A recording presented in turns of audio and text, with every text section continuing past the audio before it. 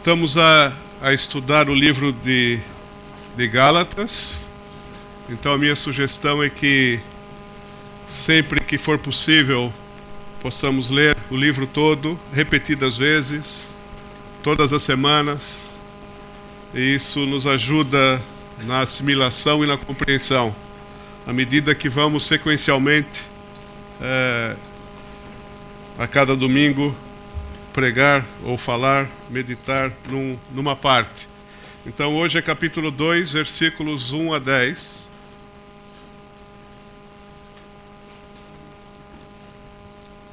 Nos 2 domingos anteriores já ouvimos a respeito do capítulo 1. E hoje então vamos ler e meditar capítulo 2, 1 a 10.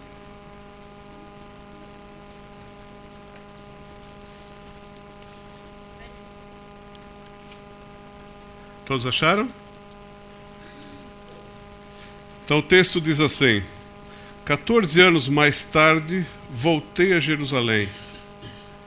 Fui com Barnabé e também levei Tito comigo. Fui lá porque Deus me tinha dado a conhecer que deveria ir. Numa reunião particular com os responsáveis, expliquei-lhes o evangelho que eu anuncio aos não-judeus. Não queria que aquilo que tinha feito e continuo a fazer fosse inútil. Ora bem, Tito, que estava comigo e que não é judeu, não foi obrigado a receber a circuncisão, embora alguns que se faziam passar por irmãos e que se tinham juntado a nós quisessem que ele se circuncidasse. Esses tinham lá entrado como espiões para verem a liberdade que nós temos em Jesus Cristo, a fim de nos fazerem novamente escravos da lei. Mas nem por um momento nos deixamos levar por eles, para que a verdade do Evangelho pudesse chegar intacta até vós. Aqueles que eram reconhecidos como responsáveis não alteraram em nada a minha mensagem.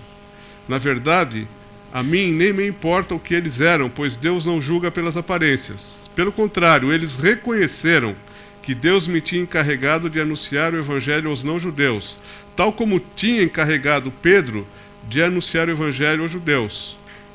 Tal como Deus atuou por meio de Pedro em favor dos judeus, atuou por meu intermédio para os não-judeus. Tiago, Pedro e João, que eram os mais considerados, reconheceram que Deus me tinha confiado esta missão e deram-nos as mãos, a mim e a Barnabé, em sinal de acordo. E assim concordamos em que nos dirigíssemos aos não-judeus e eles aos judeus. Só nos recomendaram que nos lembrássemos dos pobres, coisa que eu sempre tenho procurado fazer. Vamos orar mais uma vez? Agradecemos pela Tua palavra, Senhor, e pedimos que o Espírito Santo possa aplicá-la na nossa mente e no nosso coração. Ajuda-nos, Senhor, a entendê-la, a expô-la, a recebê-la e a vivê-la. Para a Tua glória, em nome de Jesus. Amém. Bom, nós já ouvimos aqui, então, que Paulo está, ao escrever esta carta, ele está bastante irritado, horrorizado, porque os Gálatas estão a abraçar um outro evangelho, se é que isso é possível. E esse outro evangelho significa Cristo mais alguma coisa. No caso, mais observar alguns preceitos da lei de Moisés. Ou mais especificamente, Cristo mais a circuncisão.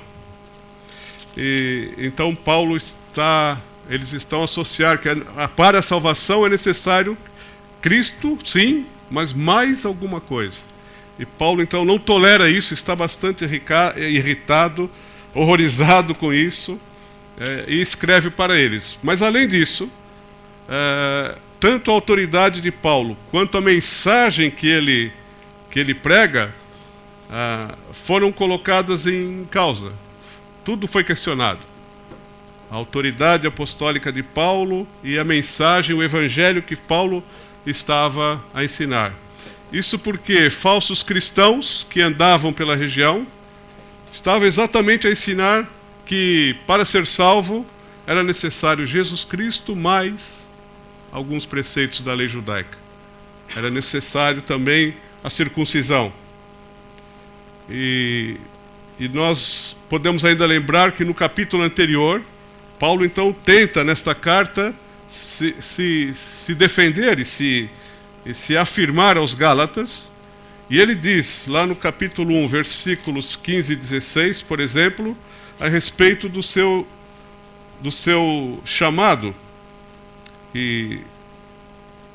Mas Deus, pela sua graça, capítulo 1, versículos 15 e 16, escolheu-me ainda antes de eu nascer e chamou-me para o servir. E quando Deus assim o quis, deu-me a conhecer o seu Filho para que fosse anunciá-lo aos não-judeus. Então ele está a dizer que o próprio Deus o chamou para o servir. E ainda no capítulo 1, versículos 11 e 12, Paulo ainda esclarece assim aos Gálatas: meus irmãos, fiquem a saber que o evangelho que eu vos anunciei não é de origem humana, pois não recebi nem o aprendi de qualquer pessoa, mas foi Jesus Cristo quem mo revelou. Então Paulo está a explicar então aos Gálatas de onde provinha a sua autoridade, a sua chamada para servir a Deus, e de quem ele havia recebido a mensagem, o evangelho que ele pregava, e no caso foi diretamente do Senhor. Claro que Paulo era contestado, o pessoal dizia que quem tinha a palavra final eram as pessoas de Jerusalém, os apóstolos que estavam em Jerusalém, e que em Jerusalém se ensinava, falavam isso falsamente, se ensinavam que Jesus Cristo era necessário, mas sim, tinha-se que seguir alguns preceitos da lei, particularmente a circuncisão. Então, no início do capítulo 2, que nós acabamos de ler, nós vemos Paulo, por causa desta confusão, desta contestação e desta confusão que foi criada por esses falsos irmãos, como Paulo diz, que pregavam um evangelho diferente, ele foi até Jerusalém, e lá então aconteceu o primeiro concílio para decidir, de fato, qual era a mensagem central do Evangelho. Então, quando ele foi a Jerusalém, esta ida de Paulo a Jerusalém está relatada em Atos capítulo 15. Eu gostaria que nós pudéssemos abrir. Vou ler uma parte. Foi um momento super importante da igreja decidir essas questões que estavam a trazer confusão e risco de divisão.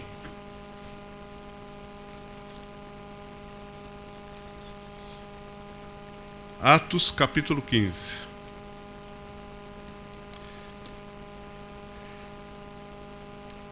E depois voltamos lá para Gálatas, tá bem?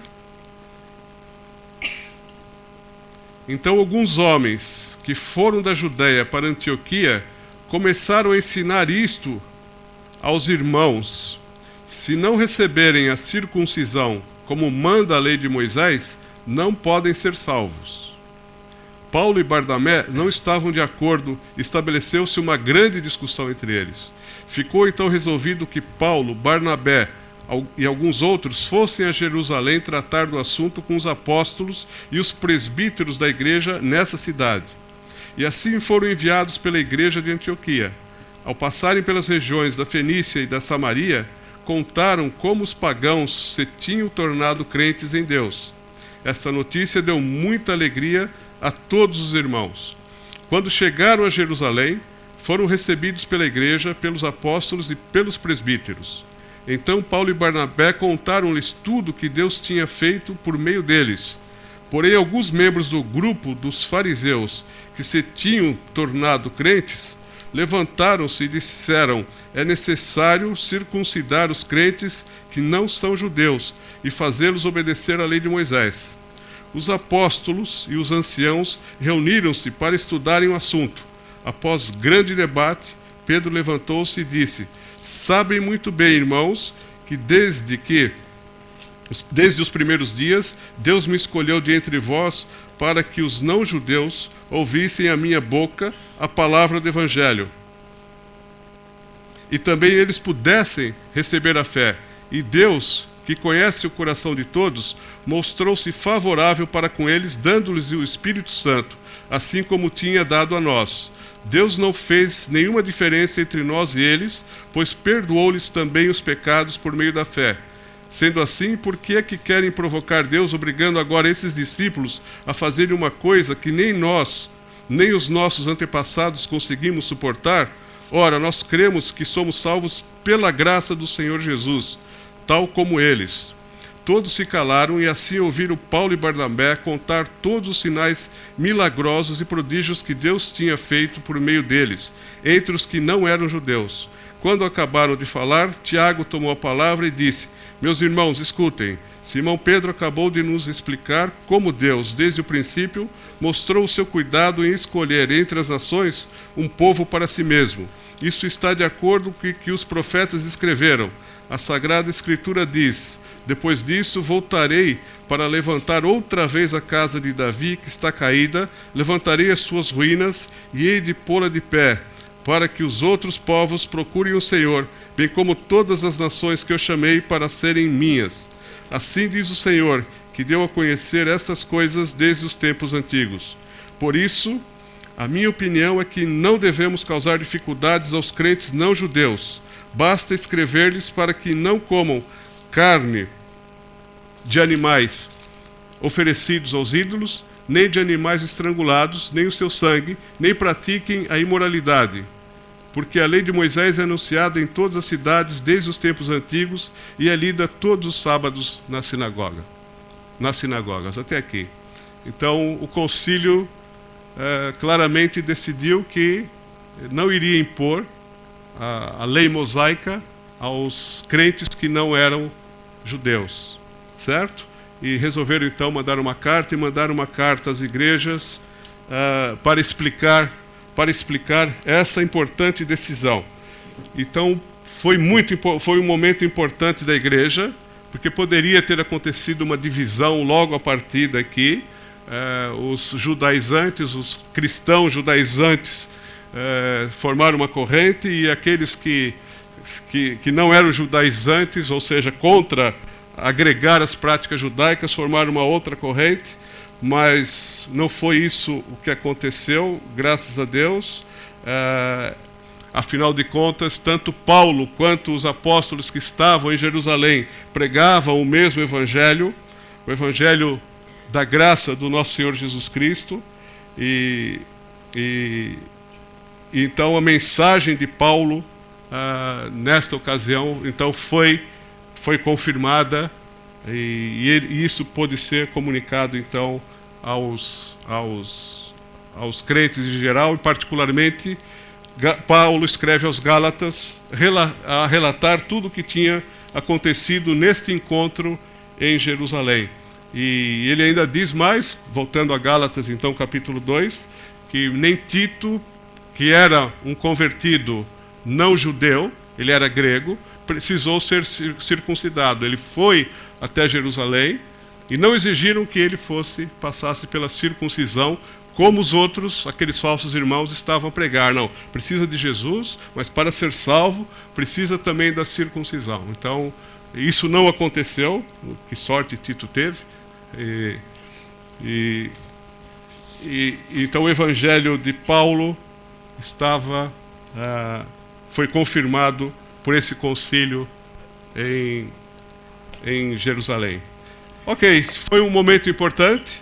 Então Paulo está nesta carta tentar então mostrar aos Gálatas que o ministério dele é aprovado e a mensagem dele também é aprovada, e que não faz sentido eles se desviarem para um outro evangelho que foi anunciado por falsos irmãos que andavam na região. Ou seja, Jesus Cristo é suficiente. Então temos alguns aspectos importantes aqui deste episódio narrado então aqui neste início do capítulo 2. Podemos, claro, tem muitos aspectos aqui que poderíamos falar, mas eu gostaria de ressaltar alguns. O primeiro é que o Evangelho da graça de Jesus Cristo é a base da unidade cristã. O Evangelho da graça de Jesus Cristo é a base da unidade cristã. Foi em torno deste Evangelho, que é simples, que os crentes, na reunião de Jerusalém, se uniram, permaneceram unidos. Se nós olharmos Gálatas capítulo 2, que nós lemos versículo 9, nós verificamos que ao final daquela reunião lá em Jerusalém, os apóstolos, ou Tiago, Pedro e João, deram-nos as mãos, a mim e a Barnabé, em sinal de acordo. Ou seja, houve unir das mãos, e para simbolizar, olha, nós estamos juntos, a mensagem é esta, estamos de acordo, nós continuamos aqui, Paulo e Barnabé, vocês continuem a levar este mesmo evangelho aos seus.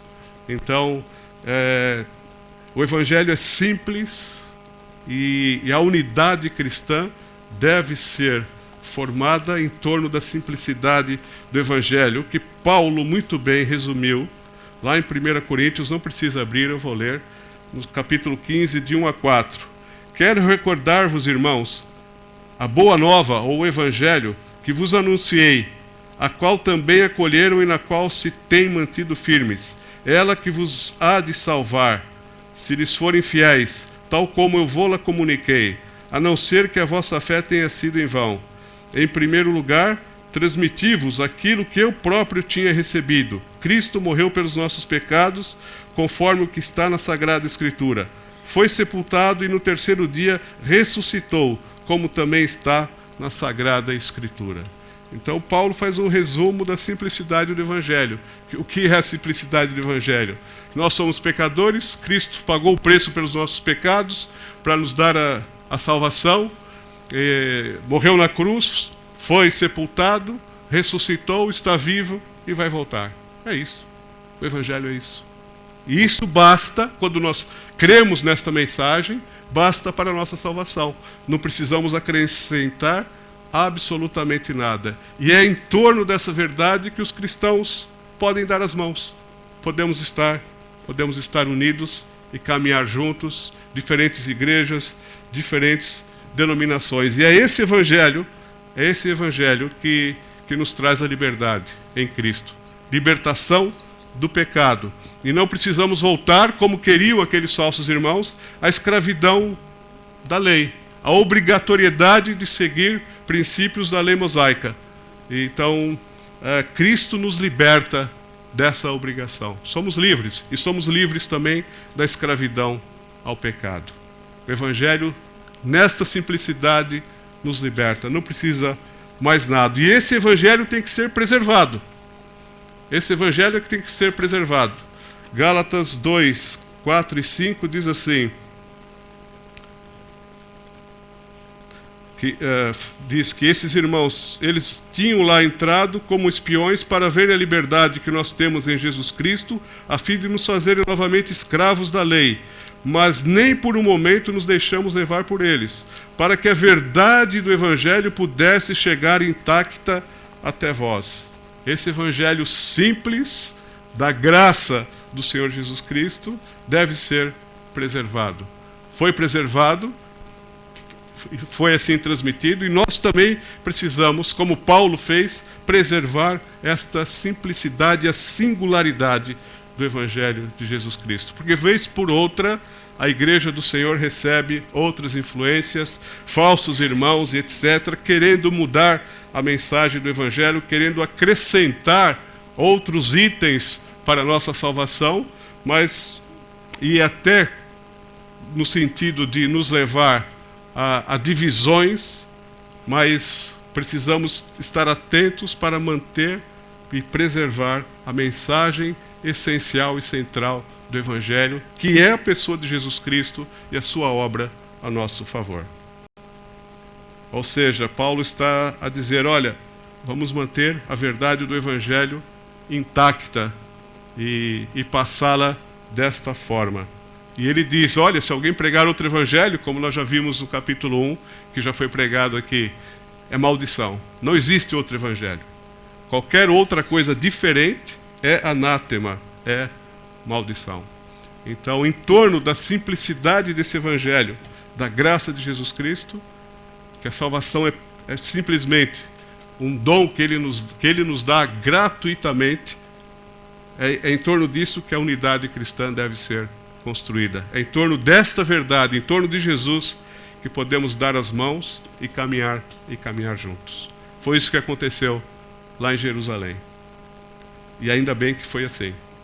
Mas outro aspecto importante é anotar nesse capítulo 2, nesse episódio narrado por Paulo, é que o Evangelho da graça de Jesus Cristo é para todas as culturas. O Evangelho da graça de Jesus Cristo, esse Evangelho simples ao redor da pessoa e da obra de Jesus, é para todas as culturas. Não era mais uma corrente no judaísmo, nem era propriedade dos judeus e destinado apenas aos judeus, não poderia ser aprisionado pela cultura judaica. O Evangelho que liberta é livre em si próprio, está acima de qualquer cultura e pode ser relevante ou significativo para qualquer cultura, para qualquer povo, em qualquer lugar, em qualquer tempo. O Evangelho se encaixa perfeitamente, sem perder a sua essência. Ele transforma e modifica pessoas de toda e qualquer cultura. Isso ficou absolutamente claro nesse concílio. Olha, eles confirmaram, Paulo continua lá com os não-gentios, sem impor qualquer peso cultural do judaísmo sobre eles, sem impor nada disso. Então, este Evangelho é para todas as culturas. E é por isso que devemos ir a todos os povos. Por isso que Jesus nos deu essa ordem, para fazermos discípulos de todas as nações. E ele disse ainda, vocês vão receber o Espírito Santo. Ao receber o Espírito Santo, vocês vão receber poder para serem minhas testemunhas, tanto em Jerusalém quanto em Judéia e Samaria e até os confins da terra. E é por isso que missionários são necessários. Paulo era um missionário, estava entre os não-gentios, e ele viajava por toda aquela região, e inclusive para a região da Galácia, e missionários continuam a ser necessários hoje. Missionários continuam a ser necessários hoje em várias localidades, mesmo em Portugal. Na Espanha, a Espanha precisa de missionários. Marrocos, aqui do nosso lado, precisa de missionários. E podemos olhar a realidade do mundo de hoje e verificar quão distantes uma grande parte da população está do Senhor Jesus. Não conhece ainda o Evangelho da graça de Jesus Cristo, que é para todas as culturas. Para todas as culturas. Então, eu acho que o exemplo de Paulo nos move a termos uma visão missionária, uma ação missionária, um envolvimento missionário. A Igreja do Senhor Jesus Cristo, sabendo disso e em obediência à ordem do cabeça Jesus, tem que fazer missões. Não podemos ficar alheios à necessidade do mundo, como Paulo não ficou. E em unidade com outros cristãos, de mãos dadas, em torno da verdade do Evangelho, da graça de Jesus, podemos caminhar no sentido de ajudar outras pessoas a encontrar salvação em Jesus Cristo, sem peso cultural. É interessante que naquela época, pelo menos no início da igreja, o cristianismo estava associado com o judaísmo. Foi um período, porque o cristianismo nasceu no seio do judaísmo. Se calhar hoje outros povos olham para o Evangelho como algo da cultura ocidental. E e temos que dissociar o Evangelho da cultura nesse aspecto, para facilitar que todos os outros povos possam ser alcançados com o Evangelho da graça do Senhor Jesus Cristo na sua própria cultura. Então, essa sensibilidade cultural é profundamente necessária para que as coisas não sejam confundidas, como foram confundidas lá atrás. Então, precisamos estar atentos a essa realidade e a essa necessidade, principalmente, de levar o Evangelho a todos os povos, a fazer discípulos de todas as nações. A responsabilidade é nossa. A responsabilidade é minha e é tua. É da Igreja do Senhor Jesus Cristo. Óbvio que esse texto também nos mostra que existem múltiplas e diferentes chamadas. O texto é claro, tanto em Gálatas 2, que nós lemos, quanto em Atos capítulo 15. O texto é claro que, ao diferenciar a chamada de Pedro e de Paulo, e diz que Pedro foi enviado para proclamar este Evangelho da graça do Senhor Jesus Cristo aos judeus, e Paulo foi chamado para anunciar o Evangelho, o mesmo Evangelho da graça do Senhor Jesus Cristo aos não-judeus, aos judeus. Então, essa pluralidade de ministérios enriquece a igreja. E se nós olharmos o que nós temos hoje, a riqueza que nós temos de diferentes igrejas, diferentes ministérios, nós só podemos nos alegrarmos, porque existem várias maneiras de alcançar diversos tipos de pessoas. Há o GBU para alcançar os universitários, há lá, por exemplo, o Desafio Jovem, que ao longo de tantos anos tem tirado gente das drogas e levado a Cristo. Então há uma infinidade enorme de ministérios. Deus chama pessoas para diferentes ministérios, para que este Evangelho possa penetrar, possa alcançar todo tipo de pessoa, toda nação, todo povo, etc, etc. E então é muito interessante verificar isso, inclusivamente nos nossos dias, e podemos dar as mãos para outros que anunciam o mesmo Evangelho, de trabalharmos juntos, em cooperação, para que o reino avance. E essa é uma necessidade tão grande em Portugal, das igrejas portuguesas e dos ministérios, dos diferentes ministérios, trabalharem um pouco mais unidos, de mãos dadas, para alcançar esse país, porque a realidade de Portugal, de acordo com as últimas estatísticas da Aliança Evangélica, a realidade é terrível. Os evangélicos têm decrescido por várias razões. A necessidade é enorme, especialmente no norte. Podemos fazer missões aqui dentro. Então, os trabalhadores são poucos. Jesus já afirmara isso. Os trabalhadores são tão poucos. E a pergunta é, com diferentes ministérios, onde é que nós nos encaixamos? Há espaço para todos. Há espaço para todos. Faltam trabalhadores. Então eu acho que podemos repensar a nossa vida em função desse texto e desta verdade, que existem múltiplas e diferentes chamadas. Agora, não existe uma chamada para não fazer nada. Não existe. Se nós somos crentes em Jesus Cristo, nós já recebemos, Paulo afirma isso, o ministério da reconciliação.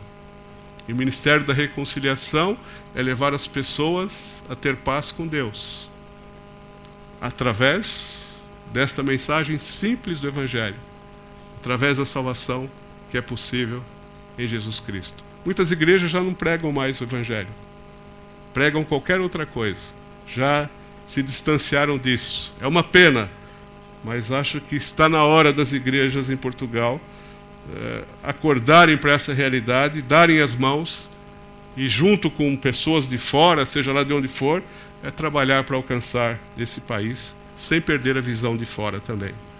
Então, vamos nos envolver. Há espaço para todos. Há espaço para todos. Agora, o último aspecto que eu gostaria de ressaltar nesse texto é que nós somos interdependentes. Nós não somos dependentes um do outro, mas também não somos independentes um do outro. A minha vida, tu não tens nada a ver com a minha vida, eu não tenho nada a ver com a tua vida. Não, não é isso. Existe uma interdependência porque somos parte do mesmo corpo, certo? Somos parte da família de Deus, não somos uma ilha, não vivemos isolados, não devemos viver assim. E é interessante notar que quando Paulo foi a Jerusalém, no meio daquela controvérsia, ele presta contas. Ele disse lá: expliquei-lhes o evangelho que eu anuncio aos não-judeus. Paulo foi dar explicações do que ele andava a pregar, porque estava uma confusão. E ele então mostra lá, apresenta aos apóstolos em Jerusalém qual era a mensagem que ele estava a passar. E é um conceito importante isso, essa interdependência, especialmente nesses dias de extremo individualismo, onde cada um acha que é dono do seu nariz e quer fazer aquilo que lhe agrada e convém, sem dar contas a ninguém, sem consultar ninguém. E particularmente quando nós falamos em nome de Deus, né? Deus me disse. Então, olha, quando eu uso isso, olha, Deus falou-me, eu já não quero ouvir mais ninguém. Deus falou-me, né? Não interessa a tua opinião, Deus falou-me. Então Paulo poderia ter tido essa atitude: olha, Deus me deu a mensagem diretamente a mim. Mas e ele simplesmente fala: olha, vou continuar assim e pronto. Mas não, ele teve a humildade de ir se explicar lá em Jerusalém, até para ajudar a acabar a grande confusão que havia criado. E isso foi utilizado como bênção para a igreja e para a propagação do Evangelho. Então, eu acho que temos que ter em conta esses aspectos da nossa interdependência. E quando nós ouvimos a voz de Deus, sabemos que podemos errar ao ouvir a voz de Deus. Então, acho que é bom confirmar aquilo que Deus está a falar com a igreja, como Paulo fez. Ele foi confirmar com os irmãos que estavam lá reunidos. E Deus nos ajuda a compreender melhor a voz de Deus, se aquilo é isso ou não. Eu lembro, há muitos anos atrás, há 20 anos atrás, quando nós entendemos que Deus nos estava a chamar para o campo missionário, eu e a Cidinha, e aquilo foi uma série de confirmações. Achávamos que Deus estava a nos chamar, entendíamos assim, mas é claro, sempre com a possibilidade de erro da nossa parte. E então submetemos isso à igreja, à liderança da igreja. E houve uma assembleia da igreja que ia decidir se nós seríamos ou não enviados. E o pastor da igreja naquela altura ele falou assim: olha, nós vamos colocar água no altar. O que é colocar água no altar? Quando Elias pediu fogo, ele ainda colocou água, né? A água, o fogo precisa ser muito forte para queimar aquela água. Então, colocar água no altar é exatamente isso, é testar, verificar se aquilo que entendemos que Deus está a nos comunicar corresponde à realidade, porque nós podemos nos enganar redondamente. Então Paulo fez isso, foi até Jerusalém e naquela assembleia a Cidinha orou assim a Deus. Ela contou só depois. Ela falou: se tiver uma pessoa que for contra, eu vou entender que não devemos ir. E isso ela orou, ela com o Senhor, e ela só falou depois. E graças a Deus, ninguém se manifestou contrariamente naquela assembleia da igreja, uma assembleia grande, de uma igreja grande.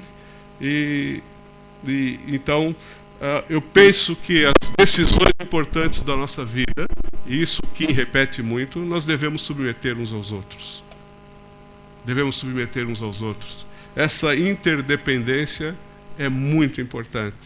E Paulo, que tinha tudo para ser independente, e fala: olha, Deus me falou, Jesus apareceu a mim, eu não preciso dar contas a ninguém. Ele poderia muito bem ter essa atitude, mas não, ele foi lá em Jerusalém e lutou em prol e se submeteu, explicou qual era a mensagem que ele estava a pregar. Era a mesma, claro, era a mesma mensagem. Deram as mãos em sinal de unidade e cooperação e prosseguiram. Então, esse texto nos ajuda a entender também a importância da interdependência, de não sermos ilhas, não sermos pessoas que tomam as próprias decisões independentemente do corpo.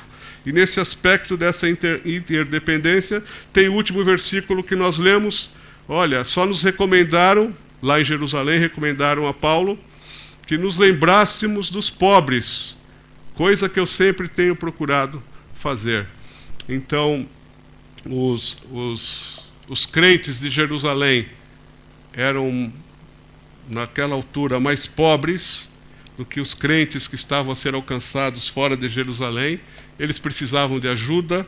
Paulo ajudou a coletar recursos para os crentes de Jerusalém, e isso mostra que não podemos estar indiferentes ao que se passa entre nós aqui, e nem o que acontece com os nossos irmãos do outro lado do mundo. Claro, Paulo escreve aqui no capítulo 6, versículo 10, ele escreve: portanto, enquanto é tempo, façamos o bem a todos, especialmente ao que pertence à nossa família da fé. Então, Paulo está a dizer: olha, vamos cuidar de todos, mas não vamos começar pela nossa casa. E a nossa casa não é somente nós aqui, são os outros crentes que estão em outros lugares, por exemplo, a passar por situações muito difíceis, e por vezes nem lembramos de orar por nossos irmãos que estão a sofrer perseguições físicas, morte em outras partes do mundo, como nós sabemos, e somos parte de uma grande família, e isso deveria nos afetar. Somos parte também da família humana, e o sofrimento humano, seja aqui ou seja em qualquer lugar, deveria nos afetar e nos mover a ter algum tipo de ação. E isso mostra a nossa interdependência. Uma igreja pode estar necessitada do outro lado do mundo, vamos ajudar aqueles irmãos, e vice-versa, como nós já fomos ajudados por igrejas do outro lado do mundo, por exemplo, para comprar esse local, quando tivemos que imprimir coisas e não tínhamos dinheiro, ou seja, em várias necessidades. Acho que devemos estar mais atentos e não centrados e fechados somente em nós, já que somos uma grande família e parte do mesmo corpo de Cristo. Então, essa interdependência é saudável e é necessária para que o corpo cresça, se desenvolva, para que aprendamos, para que amadureçamos e para que possamos experimentar o amor do Senhor de uma forma prática nas nossas vidas e nas nossas situações. Então, para concluir, o Evangelho da graça de Jesus Cristo, que é simples, que gira em torno de Jesus e da sua obra em nosso favor, tem essa fundamental importância de manter a nossa unidade, tem essa abrangência universal e tem toda essa influência capaz de transformar a nossa vida, porque esse Evangelho é o poder de Deus para a salvação de todo aquele que nele crê. Então, amém. Vamos ficar por aqui e continuar a meditar, a refletir na mensagem que temos desta carta para a nossa vida hoje, para a nossa igreja hoje. Tá bem? Espero que Deus continue a falar com cada um de nós. Vamos ter um momento de oração agora. Baixe sua cabeça, por favor.